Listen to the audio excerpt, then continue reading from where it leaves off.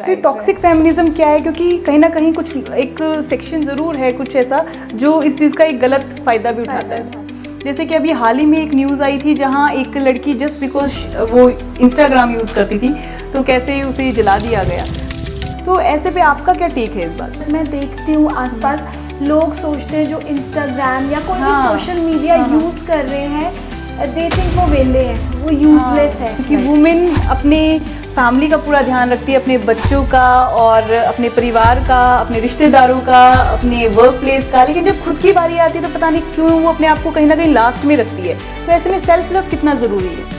देखो, मैं हाउसवाइफ की भी जॉब को एक फुल टाइम जॉब बोलूँगी and hats off to them. ठीक है, वो एक ऐसा काम है जो सुबह से शाम तक है और उसका ना लोग वैल्यू भी नहीं करते।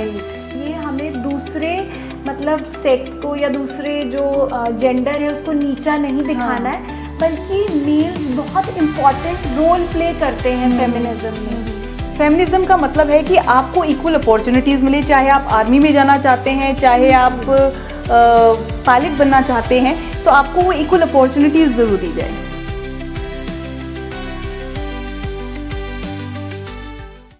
नमस्कार दोस्तों, आज हमारे पॉडकास्ट पर एक बहुत ही स्पेशल गेस्ट है मिसेस अक्षिता शर्मा, जो कि करंट मिसेस इंडिया हैं। अक्षिता जी एक इन्वेस्टमेंट बैंकर होने के साथ साथ एक पैशनेट फिटनेस एंथुसियास्ट भी हैं।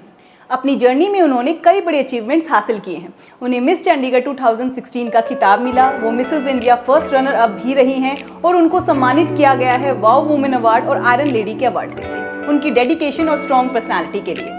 फैशन वर्ल्ड में भी इनका अपना ही एक अलग ही चार्म है। इन्होंने जयपुर टाइम्स फैशन वीक 2025 में शो स्टॉपर के रूप में अपनी प्रेजेंस दिखाई और कई रिनॉन्ड ब्रांड के साथ शूट्स भी किए हैं। आज हम उनसे एक बहुत ही इंपॉर्टेंट और रेलेवेंट टॉपिक पर बात करेंगे, फेमिनिज्म, और समझेंगे उनका पर्सपेक्टिव एक प्रोफेशनल अचीवर और रोल मॉडल के तौर पर। अक्षिता जी, आपका बहुत बहुत स्वागत है इस पॉडकास्ट में। Thank you so much doctor Shubha for having me. Akshita ji, आप करंट मिसेस इंडिया हैं और अक्सर करके इस प्लेटफॉर्म पर एक क्वेश्चन जो है बहुत कॉमनली पूछा जाता है कि व्हाट इज़ फेमिनिज्म। तो आपके नज़रिए से फेमिनिज्म क्या है, क्योंकि एक ऐसी टर्म है जो काफ़ी मिसअंडरस्टूड भी है। तो मेरे नज़रिए से बेसिकली फेमिनिज्म है कि जब हम महिलाओं को, लड़कियों को इक्वल राइट्स देते हैं, अपॉर्चुनिटीज़ देते हैं, वो अपने फाइनेंशियल डिसीजंस, अपने एजुकेशन डिसीजंस, अपने मैरिटल डिसीजंस, वो सब कुछ जब खुद ले सकती हैं, उसमें कोई अड़चन नहीं आती, कोई लोग उसमें इंटरफेयर नहीं करते, तो सही मायने में मेरे लिए वो फेमिनिज्म है। आजकल ना टॉक्सिक फेमिनिज्म भी बहुत चल रहा है। राइट। टॉक्सिक फेमिनिज्म क्या है, क्योंकि कहीं ना कहीं कुछ एक सेक्शन ज़रूर है कुछ ऐसा जो इस चीज़ का एक गलत फ़ायदा भी उठाता है। बिल्कुल, आपने सही कहा। मतलब अगर देखा जाए 70% होते हैं केसेस जहाँ पर लड़कियों को दबाया जाता है, हैरेस किया जाता है, बट उसमें कुछ केसेस अगर देखा जाए, हम न्यूज़ में देखते हैं, ऑनलाइन देखते हैं, 30% ऐसे केसेस होते हैं जहाँ पर फीमेल्स वो सारा ड्राफ्ट करती है कि हमारे साथ ऐसा हुआ, जैसे मी टू मूवमेंट हुआ था, तो उसमें भी कुछ जेन्युइन केसेस थे, कुछ जेन्युइन नहीं थे, जहाँ पर फॉल्स केसेस, एलिगेशंस लोगों पे लगाए गए थे।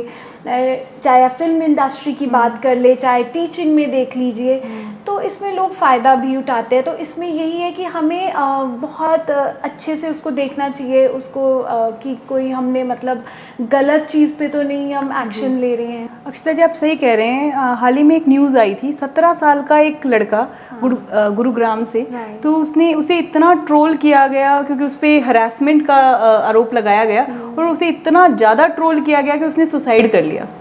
बहुत केसेस होते हैं जहाँ पर गर्ल्स वीडियोस बना देती है कि रोड रेज हुआ, ये हुआ, और उनकी मतलब पूरी मैरिटल लाइफ, आपको फैमिली अक्यूज करती है, आपके रिलेटिव्स में। अभी देख रही थी, एक सरदार जी थे, मतलब इट हैपेंड इन 2019। तो एक लड़की ने उनका दिल्ली में वीडियो बना दिया था कि ये मुझसे बदतमीजी कर रहे थे, तो उनको इतना ज़्यादा मतलब बोलते हैं कि सोसाइटी से कट ऑफ कर दिया उनके अपने रिलेटिव्स ने, पेरेंट्स ने, उनकी मैरिड लाइफ ख़राब होगी। तो ऐसी चीज़ें होती हैं। जी, आजकल जो डॉरी का जो केस होता है, तो वो उसका भी कहीं ना कहीं वुमेन ना मिसयूज़ भी कर लेते हैं।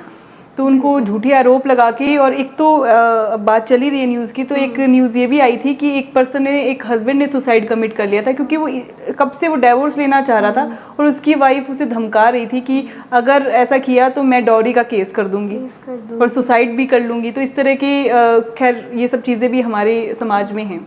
तो अक्षिता जी, सेल्फ लव कितना इम्पॉर्टेंट है एक वुमेन के लिए, क्योंकि वुमेन अपने फैमिली का पूरा ध्यान रखती है, अपने बच्चों का और अपने परिवार का, अपने रिश्तेदारों का, अपने वर्क प्लेस का, लेकिन जब खुद की बारी आती है तो पता नहीं क्यों वो अपने आप को कहीं ना कहीं लास्ट में रखती है। तो ऐसे में सेल्फ लव कितना ज़रूरी है? ये मेरा फेवरेट टॉपिक है। तो सेल्फ लव बहुत इम्पॉर्टेंट है। अगर आप खुद से प्यार करते हैं तभी आप दूसरों को भी प्यार कर सकते हो, नर्चर कर सकते हो। अगर आप खुद ही खिंचे रहोगे, अपना ध्यान नहीं रखोगे, आप अपनी फैमिली को, बच्चों को कैसे नर्चर करोगे? नहीं कर सकते।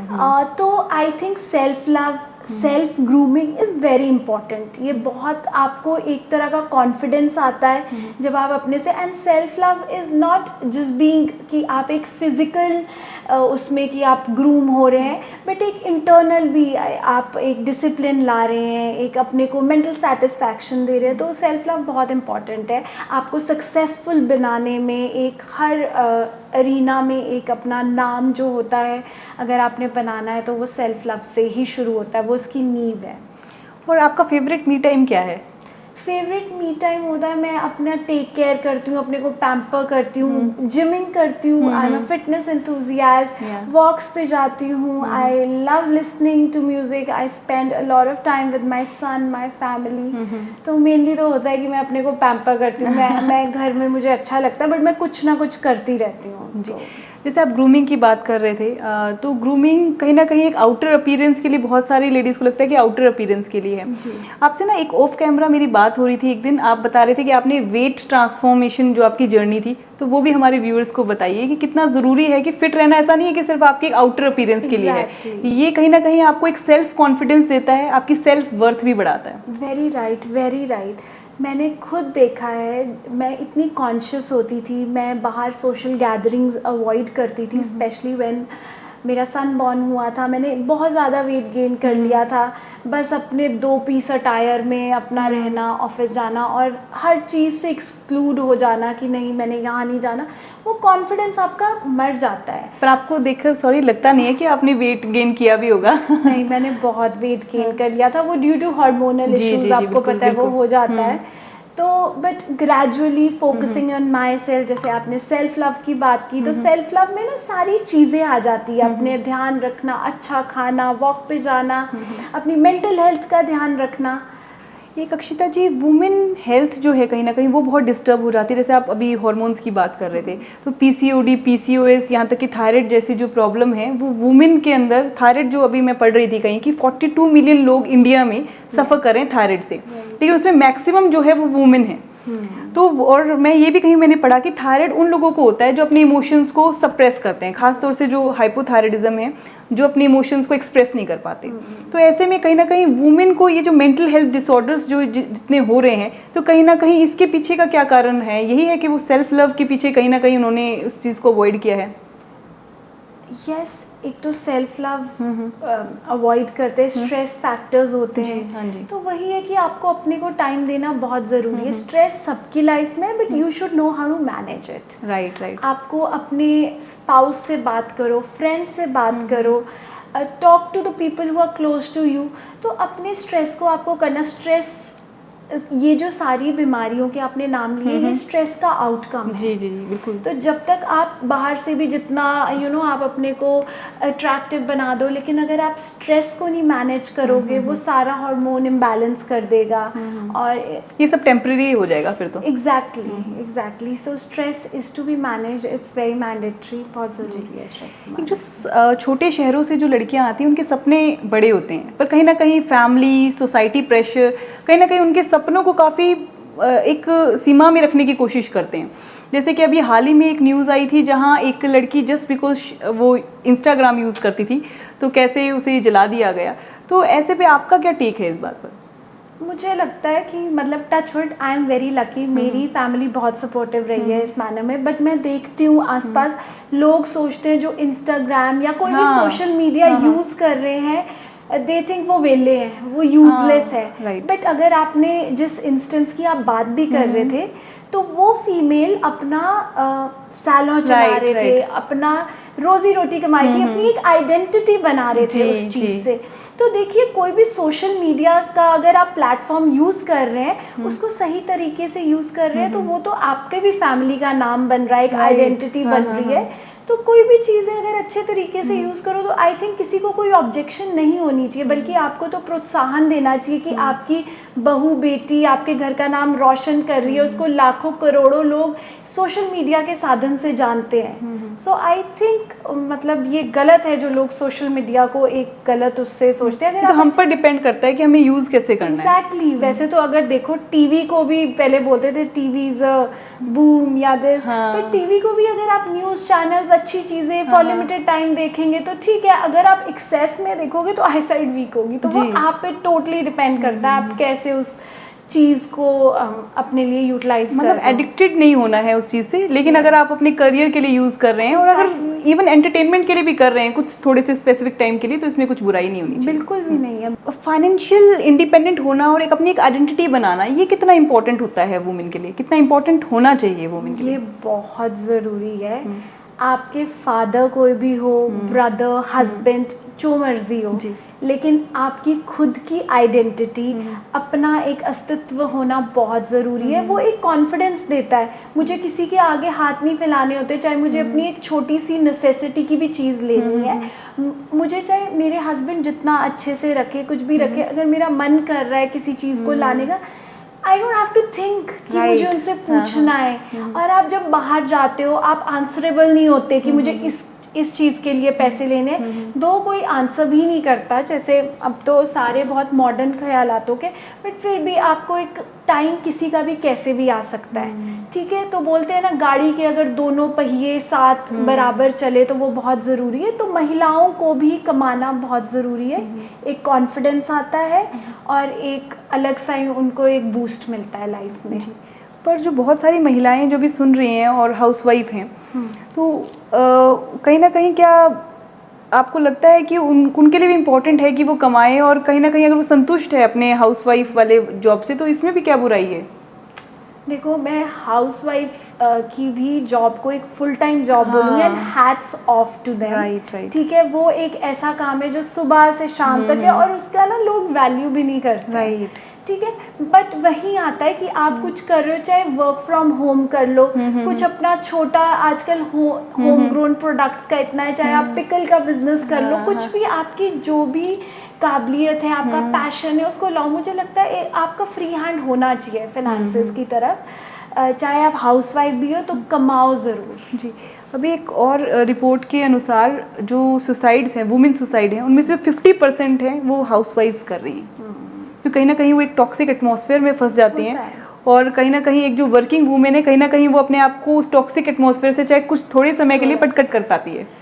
क्योंकि हम बाहर जाते हैं, हमारा एटमॉस्फेयर चेंज होता है, हमारे कलीग्स होते हैं, फ्रेंड्स होते हैं, हम उनसे बात करते हैं, और बहुत फिनेंशियल इंडिपेंडेंस आती है। जो वर्किंग होते हैं, फिनेंशियल इंडिपेंडेंस है वो कहीं ना कहीं, चाहे आप शॉपिंग भी करते हो, वो आपका एक हैप्पी हार्मोन बढ़ाता है। देखो, ठीक है, तो कहीं ना कहीं जो विमेन घर पे हैं, टेक केयर कर रहे हैं, वो बेचारे सप्रेस होके रह जाते हैं। वो किससे शेयर करेंगे अपनी फीलिंग्स?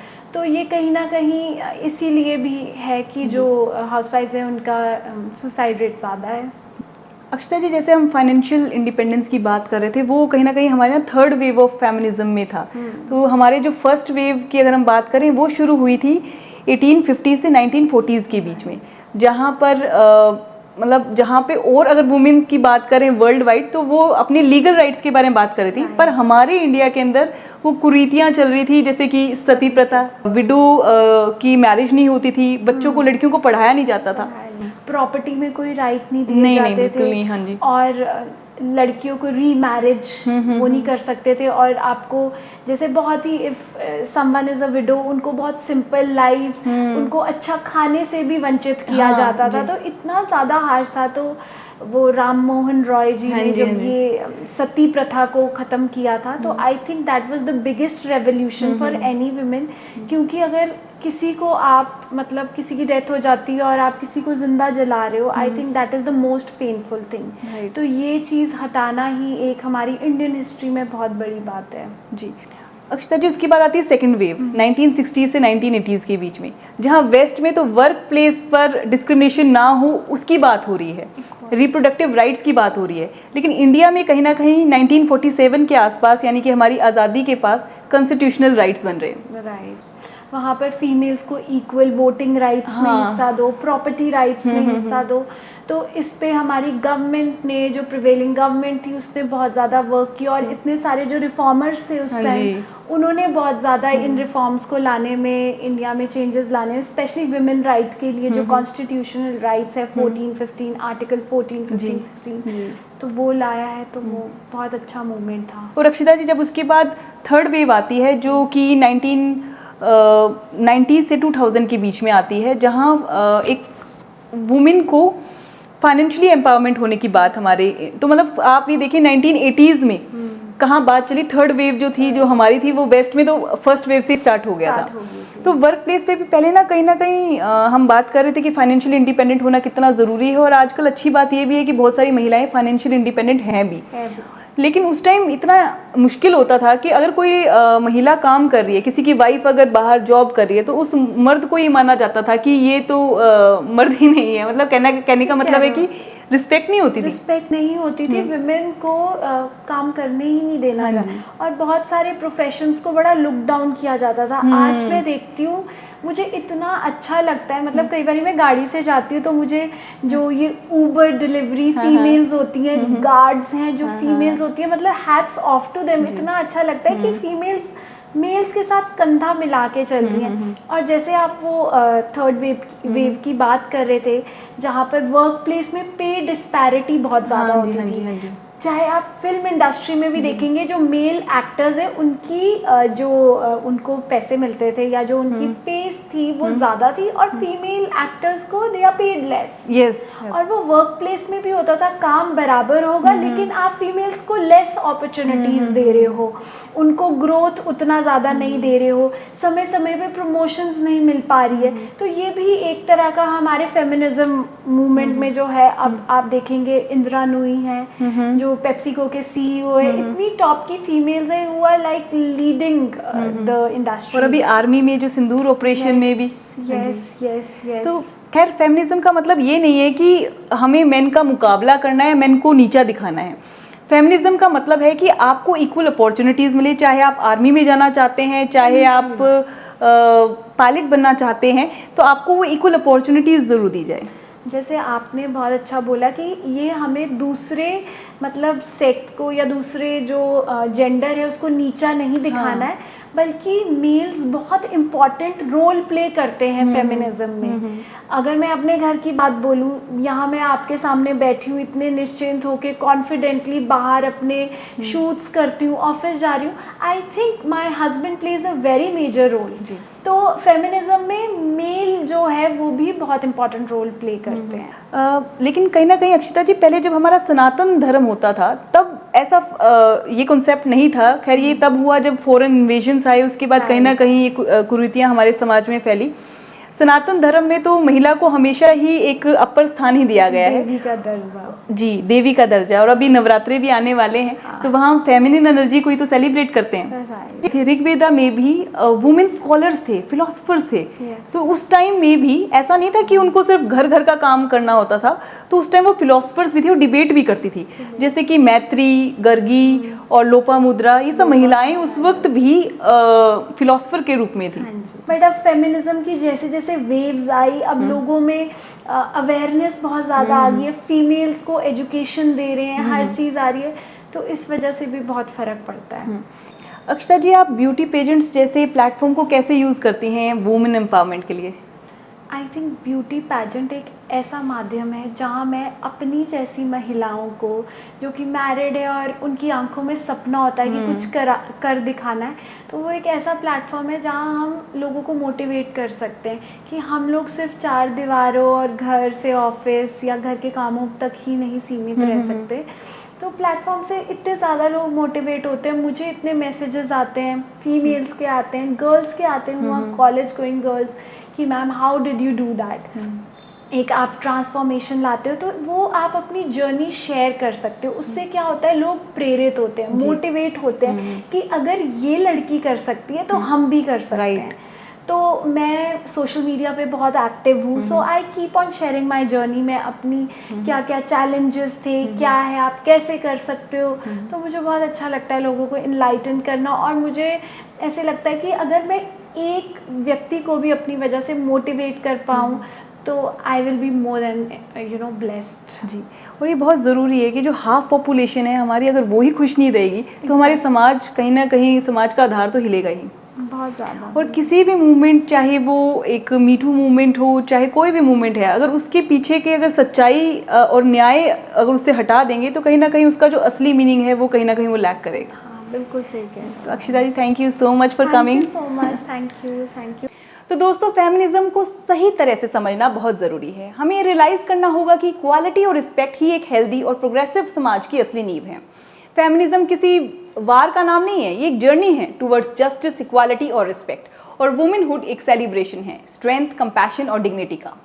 आज की हमारी बातचीत यहीं ख़त्म होती है। हमने फेमिनिज्म को थोड़ी गहराई से समझा और जाना कि इसका असली मतलब है इक्वालिटी और रिस्पेक्ट।